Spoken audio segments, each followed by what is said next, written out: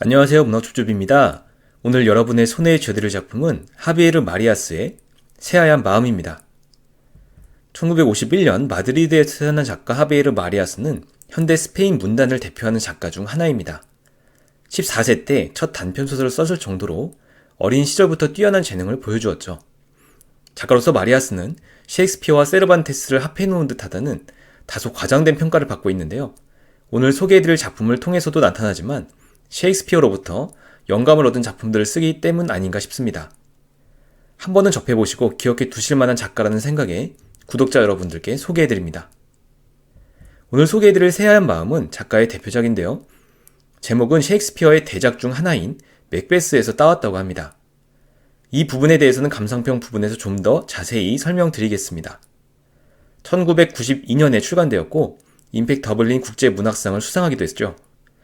읽어보시면 아시겠지만 인간이란 존재에 대한 고찰을 담고 있음과 동시에 재미도 있습니다. 조금은 덜 알려져 있지만 보석 같은 작품을 찾고 계시는 분들이 보시면 좋을 것 같습니다. 이 작품에 등장하는 주요 인물들을 소개해드리도록 하겠습니다. 이 소설의 주인공은 후안이란 이름의 남자입니다. 그의 아내는 루이사라는 여자인데요. 통번역 일을 하다가 만난 부부죠. 후안의 아버지 란스가 등장하는데요. 특별한 비밀을 간직하고 살고 있는 인물입니다. 후안이 결혼 전에 만났던 전 애인 베르타도 등장하죠. 이들이 이 작품의 주요 등장인물입니다. 이 작품의 주요 줄거리를 소개하도록 하겠습니다. 주인공 후안은 루이사와 결혼 후 신혼여행으로 쿠바의 수도인 아바나에 방문합니다. 그의 외할머니는 스페인 사람이긴 했지만 어린 시절을 쿠바에서 보냈기 때문에 후안은 어릴 때 외할머니의 쿠바 노래를 들으며 자랐죠. 신혼여행이 막바지에 이른 어느 날 루이사는 열병에 몸살을 앓고 호텔방에서 그녀를 간호하던 후안은 발코니에 나왔다가 거리의 한 여자와 우연히 눈이 마주칩니다. 생전 처음 보는 여자였지만 그녀는 갑자기 화를 내며 후안이 있는 발코니 아래로 다가오는데 가까이 다가와서야 그가 초면임을 알아보고 자신이 사람을 잘못 봤다며 사과를 합니다.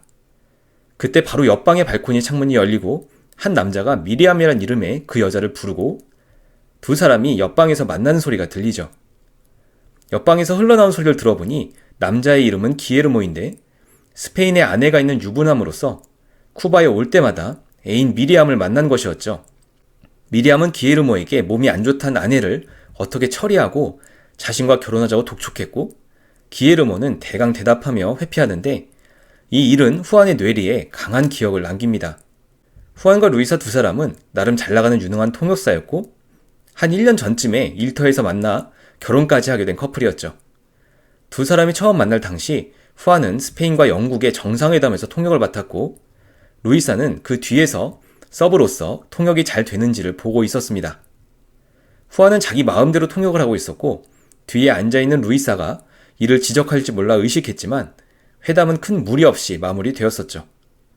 그 이후 두 사람은 인연을 이어가 결혼까지 하게 된 것이었는데 결혼 이후에는 후안이 주로 해외를 돌며 통역 일을 계속합니다.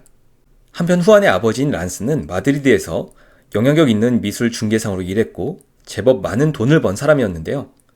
그는 후안의 어머니 후아나와 결혼하기 전 그녀의 언니였던 테레사와 결혼했었는데 테레사의 자살 이후에 후아나와 결혼하게 된 것이었습니다. 후안은 테레사의 자살 이유를 궁금해했지만 란스는 그 일을 언급하는 것을 꺼려했었죠.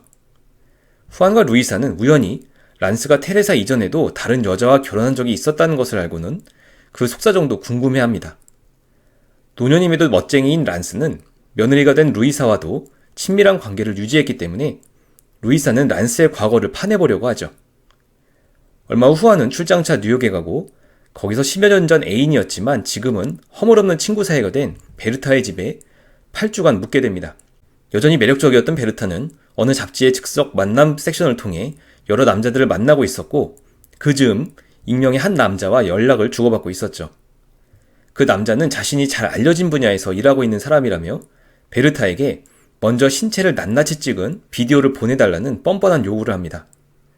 베르타는 후안의 만류에도 불구하고 그의 요구에 응하고 후안은 왠지 모르게 그 남자가 쿠바에서 목격한 기에르모 아닐까 하는 생각을 하죠.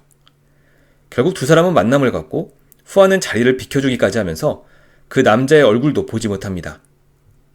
8주가 지난 후안은 집에 돌아오는데 집에 아무도 없었고 침대에서 깜빡 잠이 들었다가 깼는데 마침 거실에서 루이사와 아버지 란스의 말소리가 들립니다. 두 사람은 이런저런 이야기를 하다가 란스는 자신의 과거 이야기를 마침내 꺼내놓는데 방 안에서 후아는 모든 이야기를 듣게 되죠. 테레사가 자살한 이유는 자신이 그녀와 결혼하기 위해 자신의 첫 번째 아내를 살해했다는 것을 알게 되었기 때문이라는 겁니다. 그리고 그 첫 번째 아내는 쿠바 여자였고 결혼할 때 이미 애정이 식어 있었으며 테레사를 알게 된 후 괴로운 결혼 생활을 했다고 합니다. 결국 그는 첫 번째 아내를 살해한 후 집에 불을 질러 화재로 위장한 것이었죠. 모든 사실을 알게 된 후안과 루이사는 그 이후에도 평이한 삶을 살아나갑니다. 이제 이 작품의 감상평을 공유하도록 하겠습니다. 먼저 대놓고 깔아준 복선이 가져온 뻔하지 않은 반전에 대해서 생각해 보겠습니다. 하비에르 마리아스의 이 소설은 일반적인 소설과 다르게 시간의 이동에 제약이 없이 자유자재로 오간다는 특성이 있습니다. 그래서 초반부에는 다소 혼란이 있지만 사실 읽어내려가는 것에는 특별한 부담은 없는 편이라고 할 수 있죠. 이 작품에서 초반에 가장 두드러지는 부분은 초반부에 후안과 루이사가 쿠바의 아바나에서 보낸 신혼여행 장면입니다. 후안과 루이사는 우연히 옆방에서 불륜 커플 기에르모와 미리암의 대화를 듣게 되는데 미리암은 유부남인 기에르모에게 병으로 죽어간다는 아내를 빨리 처치하고 자신과 결혼하자고 합니다. 이 사건은 후안의 뇌리에 깊숙이 박히게 되었고 신혼여행에서 돌아오고 나서 내내 중요한 순간마다 떠오르죠. 작가가 워낙에 이 사건을 강하게 강조하기 때문에 이것이 앞으로 알게 될 일의 복선이었다는 사실을 나중에서야 알게 됩니다. 바로 후안의 아버지 란스가 과거에 쿠바에서 결혼한 첫 번째 아내를 기에르모와 같은 상황에서 살해했던 것이죠. 소설의 말미에서야 진실을 알게 된 독자들은 작가가 초반부에 기에르모와 미리암의 이야기를 등장시키고 내내 상기시킨 이유를 그제서야 눈치챕니다. 그들의 이야기는 란스의 과거에 대한 복선이었던 셈인데 너무 대놓고 강조한 탓에 도리어 란스의 이야기가 강한 반전인 것처럼 느껴지는 것이죠. 사실 중간에 후안이 뉴욕에서 과거 애인 베르타가 잡지를 통해 연락하고 있는 남자가 왠지 기에르모 같다고 의심하는 장면에서 이미 복선으로서의 에너지를 소모한 측면이 있습니다. 베르타와 만나려는 그 남자가 결국 기에르모가 아닐 것 같다는 결론이 나자 독자들은 긴장감을 풀고 더 이상 그 사건에 의미를 두지 않게 되는 것이죠. 그러다가 마지막 장면에서 란스의 감추고 싶은 비밀을 알게 된 사람들은 마치 급습을 당하듯 기에르모와 미리암 이야기가 이를 위해 준비된 복선이었음을 깨닫게 됩니다. 분명히 작가는 의도적으로 첫 부분에 복선이 되는 이야기를 등장시켰고 이를 부단히 강조함으로써 독자들의 긴장감을 고조시켰습니다. 그러다 중간에 한번 김을 뺐다가 마지막 장면에 이르러서 이를 상기시킴으로써 강한 반전의 효과를 거둔 겁니다. 심리적으로 사람은 숨기려고 하는 것에 더 집중하게 되고 도리어 드러내는 것에는 부주의한 경향이 있다고 하죠. 소설 속에서도 이런 사람의 심리적인 특성을 이용해 반전의 효과를 더욱 강하게 얻어낸 작가 하비에르 마리아스의 기술이 흥미롭게 느껴졌습니다. 다음으로 이 작품은 알고자 하는 욕구에 대한 경종을 울리고 있다는 점입니다. 이 작품의 제목인 새하얀 마음은 윌리엄 셰익스피어의 명작인 맥베스에서 맥베스와 그의 부인이 주고받는 대사에서 따온 겁니다.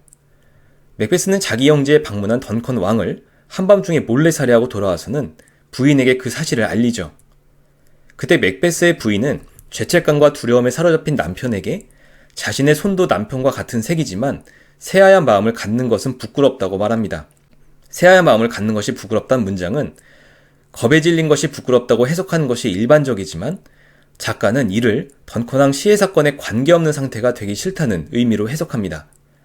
결국 이 작품 속에서 새하얀 마음은 특정한 사건과 관계가 없는 상태, 굳이 표현하자면 결백한 상태를 의미한다고 봐야 할 겁니다. 그런데 이 새하얀 마음이 사라지게 되는 이유로서 작가가 제시한 것이 상당히 특이합니다.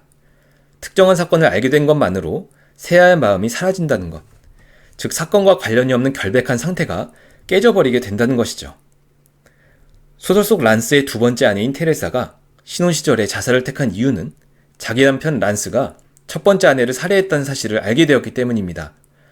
그렇게 되면서 란스의 살인에 있어서 테레사가 가지고 있었던 결백한 상태, 즉 새하얀 마음이 깨져버리고 만 겁니다. 이를 견디지 못한 테레사는 결국 권총으로 스스로의 목숨을 끊어버리게 되는데 작가는 테레사와 맥베스 부인 모두에게 다음과 같은 판정을 내리죠. 알고 있었고 파악하고 있었다는 것, 그것이 그녀의 잘못이었다. 란스와 맥베스의 살인 행위를 알게 된 테레사와 맥베스 부인에게 있어서 그 살인사건을 알게 된 것만으로도 모른 척 할 수 없는 자기 자신의 일이 되고 말았다는 겁니다. 이 소설 속에서 작가 하비에르 마리아스가 지속적으로 강조하고 있는 부분이 바로 알매에 대한 것이죠. 어떤 사건을 모르는 상태에서 자신에게는 그 사건은 없는 것이나 마찬가지로 무의미한 것이나 아는 상태가 되면 의미를 갖는 어떤 것이 된다는 겁니다. 후안이 우연히 알게 된 기에르모와 미리암의 이야기가 소설이 진행되는 내내 즉 간접적으로 영향을 미치는 것이나 마찬가지죠. 그리고 알게 됨으로써 그 사건에 대한 다양한 추측의 여지가 완전히 사라져버리고 사실에 직면해야 하는 부담을 지게 된다는 점도 보여줍니다. 실제로 발생한 사건을 다양한 방식으로 이야기하거나 속일 수 있는 가능성을 없애버렸다고. 그건 기억도 없애버렸어. 아버지 란스의 살인 행위를 알게 된 후안은 아마도 평생 그 사실에서 자유로울 수 없게 될 겁니다. 그렇기 때문에 이 작품은 알고자 하는 욕구는 사실 대단한 대가를 수반하는 것이라는 점을 독자들에게 보여주고 있죠. 마지막으로 정보의 비대칭 상황에 놓인 인간관계의 문제점에 대해서 생각해 보도록 하겠습니다. 이 작품 속에서 관심을 끄는 또 하나의 이야기는 후안의 전 애인이었지만 지금은 절친한 친구가 된 베르타의 이야기입니다. 뉴욕에서 혼자 살고 있는 베르타는 어느 잡지의 즉석 만남 코너를 활용해 다양한 남자들을 만나며 지내고 있었죠. 그러던 중 그녀에게 관심을 보인 남자가 있었는데 그는 자신이 널리 알려진 분야에서 활동을 하고 있어 함부로 자신을 드러낼 수 없다고 합니다. 그러면서 자신의 이름을 때로는 닉, 때로는 잭으로 바꿔가며 익명성 속에서 자신을 숨기고 뻔뻔하게 베르타에게 무리한 요구를 하죠. 그 무리한 요구란 그녀의 신체 구석구석을 촬영한 비디오를 자신에게 보내달라는 것이었는데 베르타는 후안의 만류에도 불구하고 그 요구에 응하죠. 이 과정에서 눈에 띄는 부분은 베르타의 경우 얼굴을 비롯해 꽤 많은 정보가 알려진 반면 상대 남자의 정보는 없었다는 겁니다. 소설 속에서 끝까지 정체를 알 수 없는 그 남자는 자신의 비디오조차 얼굴 아래 상반신만을 촬영한 것이었죠. 이처럼 익명성으로 철저히 무장한 그는 공개되어 있던 베르타에 비해 강력한 힘을 가지고 뻔뻔한 요구를 해오죠. 마치 안쪽에서는 볼 수 없지만 바깥에서만 볼 수 있는 특수 유리처럼 그와 베르타 사이는 명백한 정보의 비대칭 상황에 놓이게 된 겁니다. 베르타의 이야기를 통해서 우리는 인간 관계에서 익명성이 얼마나 큰 힘을 가지고 있는지를 새삼 깨닫게 되죠. 그리고 그것을 악용하여 얼마나 많은 피해자가 양산되는지를 실제로도 자주 목격하게 됩니다. 작가는 이 작품 속에서 모든 인간관계를 완전할 수 없으며 어떤 형태든 문제를 가지고 있다고 이야기하고 있습니다. 어떤 사람들 사이의 관계라도 언제나 문제점과 다툼, 심지어 괴롭힘과 모욕이 쌓여있다. 일반적인 관계에서도 이런 어려움이 있는데 정보의 비대칭 속에 놓여있는 관계라면 당연히 더 큰 문제점과 다툼, 괴롭힘과 모욕이 있을 수밖에 없을 겁니다. 베르타에게 관심을 가지고 접근한 그 남자 역시 상대에게 철저히 숨겨진 상황이었기 때문에 그렇게 무례한 요구를 해올 수 있었던 것이죠. 반대로 진정한 인간관계를 위해서는 자신을 어느 정도 상대에게 드러낼 필요도 있다는 점을 우리는 확인할 수 있습니다. 여기까지 새하얀 마음 줍줍이었습니다. 작가의 더 많은 작품들을 읽어보고 싶어졌습니다. 지금까지 문학 줍줍이었습니다. 감사합니다.